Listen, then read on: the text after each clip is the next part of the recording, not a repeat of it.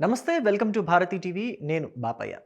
బాబు గారు తమ్మినేనిని కూడా వదిలేస్తారా అని చెప్పేసి ఈ వీడియోకి నేను ఒక టైటిల్ పెట్టాను. అంటే తమ్మినేని సీతారాంని కూడా అరెస్ట్ చేయకుండా వదిలేస్తారా అని చెప్పేసి ఆంధ్రప్రదేశ్ ముఖ్యమంత్రి, తెలుగుదేశం పార్టీ అధినేత నారా చంద్రబాబు నాయుడిని అడుగుతున్నట్టుగా నేను టైటిల్ పెట్టాను. ఖచ్చితంగా ఈ టైటిల్ చూస్తే తెలుగుదేశం పార్టీ నాయకులకి లేదా ప్రభుత్వంలో మంత్రులుగా పనిచేస్తున్న వాళ్ళకి కూడా కోపం వస్తుంది. అంటే మేము వదిలేసేవాళ్ళమా, మీరేమో సలహాలు ఇచ్చేవాళ్ళ అని చెప్పేసి. కానీ తెలుగుదేశం పార్టీ వీరాభిమానులకి, అలాగే చంద్రబాబు నాయుడు వీరాభిమానులకి మాత్రం ఖచ్చితంగా ఈ వీడియో నచ్చి తీరుతుంది. ఎందుకంటే చంద్రబాబు నాయుడు ఖచ్చితంగా తమ్మినేని సీతారాం మీద యాక్షన్ తీసుకోవాలి అని చెప్పేసి వాళ్ళే ఎక్కువగా డిమాండ్ చేసేది. కారణం కూడా లేకపోలేదు.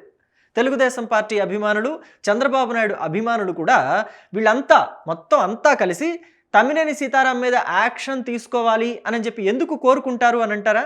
తమ్మినేని సీతారాం 2019 నుంచి 2024 మధ్య ఆంధ్రప్రదేశ్ అసెంబ్లీ స్పీకర్గా బాధ్యతలు నిర్వహించిన సమయంలో చంద్రబాబుని ఏ విధంగా అవమానించారు, ఎంత ఏసడించుకున్నారు.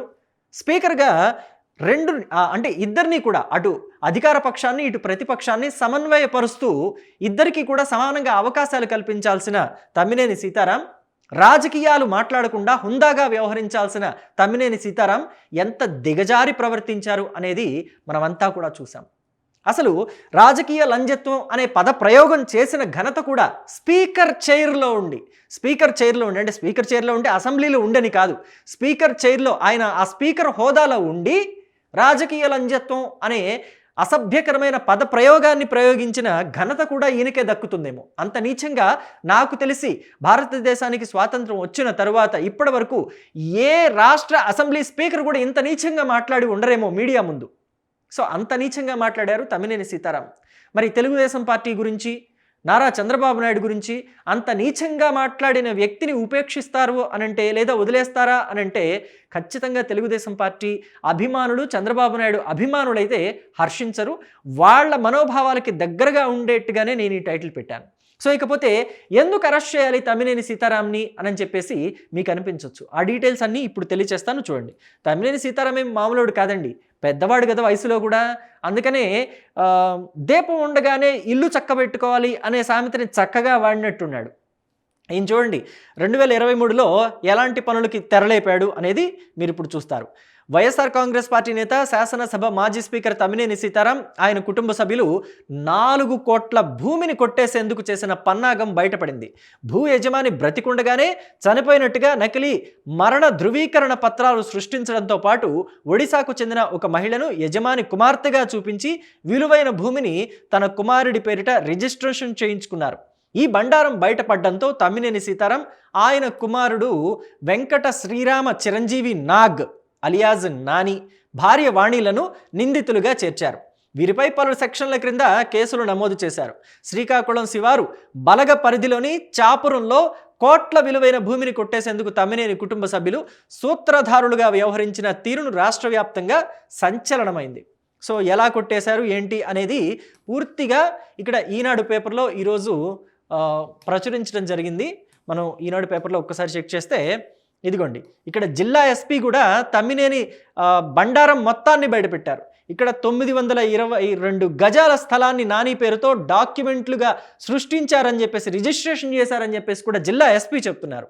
ఇక గోడ కట్టి దౌర్జన్యం కూడా చేయటంతో విషయం వెలుగులోకి వచ్చిందిట. అంటే బాధితుల్ని కూడా భయభ్రాంతులకి గురిచేసి, ఏది ఇప్పుడు వైఎస్ఆర్ కాంగ్రెస్ పార్టీ లేకపోయినా కానీ వాళ్ళ ఆగడాలు అలా సాగుతున్నాయి. ఎందుకు అలా సాగుతాయంటే, ఆముదాల వలసలో ఆయన 6 సార్లు పోటీ చేశారు. 1983 నుంచి 2004 వరకు మొత్తం 6 సార్లు పోటీ చేస్తే 4 సార్లు ఎమ్మెల్యేగా గెలిచారు. మంత్రిగా కూడా పనిచేశారు టీడీపీ హయాంలో. మరి ఆ మాత్రం ఉంటుంది కదా. 6 సార్లు తెలుగుదేశం పార్టీ నుంచి పోటీ చేయటమే కాదు, 2009లో ప్రజారాజ్యం నుంచి ఒకసారి పోటీ చేశారు. అలాగే 2014, 2019, 2024 మొత్తం 3 సార్లు కూడా వైసీపీ నుంచి పోటీ చేశారు. అంటే మొత్తం దాదాపు ఒక 9 సార్లు 10 సార్లు ఎమ్మెల్యేగా పోటీ చేశారు. సో ఇలాంటి వ్యక్తి మరి మంత్రి హోదా ఇంచుమించు, అంటే శాసనసభ స్పీకర్ అంటే మంత్రి కన్నా ఎక్కువేమో, మంత్రి కన్నా విలువ ఎక్కువేమో. సో మరి అలాంటి పొజిషన్లో ఉంటే మరి ఇలాగ రెచ్చిపోయి దౌర్జన్యాలు చేయకుండా ఏం చేస్తారు? ముఖ్యంగా తమ్మినేని మాత్రమే ఇలా చేయగలుగుతారేమో అనిపిస్తుంది. స్పీకర్ స్థానంలో ఉండి తమ్మినేని మాత్రమే ఇలా చేయగలుగుతారేమో అని నాకు అనిపిస్తుంది. మీకేమనిపిస్తుందో మీరు కూడా మీరు కామెంట్ బాక్స్లో తెలియచేయండి. సో ఇక నకిలీ పత్రాలు సృష్టించారు. తమ్మినేనితోటి ఆ ముఠా మొత్తం అంతా కూడా కుమ్మక్కయ్యి వేరే వాళ్ళ ల్యాండ్ని ఆయన బ్రతికుండగానే చనిపోయినట్టుగా చిత్రీకరించి, పైగా ఒడిశాకి చెందిన ఒక మహిళని చనిపోయాడు అని చెప్పి వీళ్ళు చిత్రీకరించారు కదా, ఆయనకి కుమార్తెగా కూడా చూపించి, మొత్తం ఏకైక వారసురాలుగా చూపించి ఆవిడ పేరిట ఆ ల్యాండ్ని రిజిస్ట్రేషన్ చేయించి మళ్ళీ ఆవిడ దగ్గర నుంచి తమ్మినేని సీతారాం కొడుకు పేరు మీదకి రిజిస్ట్రేషన్ చేయించుకున్నారట. సో ఈ కేసులో మొత్తం 13 మంది పాత్ర ఉన్నట్టుగా గుర్తించారు. 14 రోజుల రిమాండ్ కూడా విధించారంట వాళ్ళకి. జిల్లా ఎస్పీ కేవి మహేశ్వర్ రెడ్డి విలేకరులకు ఆదివారం తెలిపారు. నకిలీ రబ్బర్ స్టాంపులు, ఫోన్లు స్వాధీనం చేసుకున్నారు. అడబాల రజని, తెలుగు సతీష్ కుమార్, సాలిపల్లి లక్ష్మణరావు ఇలాగా మొత్తం 13 మంది అరెస్ట్ చేశారు. ఇలాగ 14 రోజులు రిమాండ్ విధించామని కూడా చెప్పారు. తగిన పత్రాలు లేకపోయినా రిజిస్ట్రేషన్ చేసినందుకు హిరమండలం సబ్ రిజిస్ట్రార్ బి అరుణను కేసులో చేర్చామని ఎస్పీ తెలిపారు. మిగిలిన నిందితుల కోసం గాలింపు చర్యలు కొనసాగిస్తున్నారట. సో మరి ఈ విషయంలో తమ్మినేని సీతారాంని కూడా అరెస్ట్ చేస్తారా లేదా? ఎందుకంటే ఈ కేసులో A5 గానో A6 గానో ఆయన్ని కూడా చేర్చినట్టు నేను ఇందాక చూశాను ఈ కథనంలో.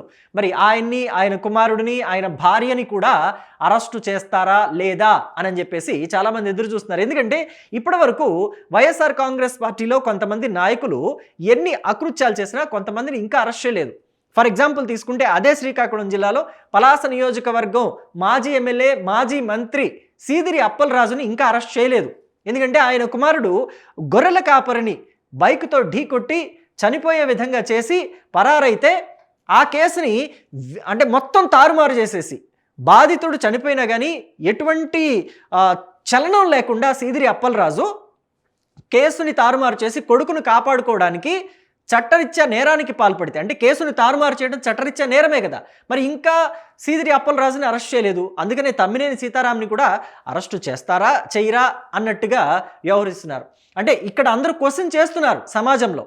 అంతేకాదు తెలుగుదేశం పార్టీ కార్యకర్తలు అయితే రగిలిపోతున్నారు. తమ్మినేని అరెస్ట్ చేస్తారా చేయరా, సీదిరి అప్పలరాజుని అరెస్టు చేస్తారా చేయరా అని చెప్పేసి రగిలిపోతున్నారు. అలాగే గుంటూరు పశ్చిమ నియోజకవర్గ వైఎస్ఆర్ కాంగ్రెస్ పార్టీ ఇన్ఛార్జిగా ఉన్న అంబటి రాంబాబు కూడా అనేక మార్లు పోలీసుల విధులకి ఆటంకాలు కలిగించారు. మొన్న కూడా మనం చూసాం. ముద్రగడ పద్మనాభరెడ్డి అంత్యక్రియలకి ప్రభుత్వ లాంఛనాలు పంపిస్తే వాటిని ఆపేస్తూ, వాళ్ళకి అడ్డుపడుతూ, పోలీసుల్ని నెట్టేస్తూ ఆయన ఇష్టానుసారంగా ప్రవర్తించారు. అలాగే అమరావతి వెళ్ళి అక్కడ కూడా పోలీసుల్ని నెట్టేస్తూ వాళ్ళ విధులకి ఆటంకం కలిగించారు. ఇన్ని చేసిన అంబటి రాంబాబుని ఎందుకు ఉపేక్షిస్తున్నారు? అలాగే ఈయన్ని కూడా ఉపేక్షిస్తారా? తమ్మినేని సీతారాంని కూడా ఉపేక్షిస్తారా? అరెస్టు చేయరా అని చెప్పేసి తెలుగుదేశం పార్టీ కార్యకర్తలు, నారా చంద్రబాబు నాయుడు అభిమానులంతా కూడా అడుగుతున్నారు. సో అందుకే నేను టైటిల్ ఇలా పెట్టాను. మరి దీని మీద మీ అభిప్రాయాన్ని కమెంట్ బాక్స్లో తెలియచేయండి. Thank you.